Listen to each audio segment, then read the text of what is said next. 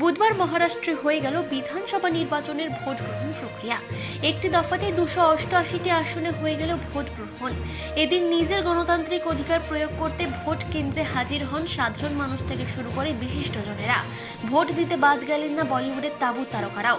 নিয়ম মেনে কেন্দ্রে ভোট দিতে যান বলিউডের বাদশাহ শাহরুখ খান।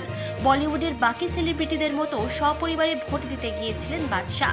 ভোট গ্রহণের একেবারে অন্তিম লগ্নে বুথে পৌঁছে যান শাহরুখ খান, সঙ্গে ছিলেন গৌরী, আরিয়ান এবং সুহানা। শাহরুখ খানকে দেখতে রীতিমতো ভিড় জমে গিয়েছিল ভক্তদের।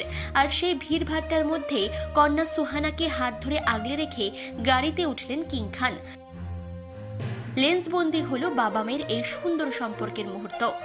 উল্লেখ্য, বুধবার অক্ষয় কুমার, শাহরুখ খান, সালমান খান, রণবীর কাপুর থেকে শুরু করে শ্রদ্ধা কাপুর সহ বলিউডের একাধিক সেলিব্রিটিরা গণতান্ত্রিক অধিকার প্রয়োগ করতে গিয়েছিলেন।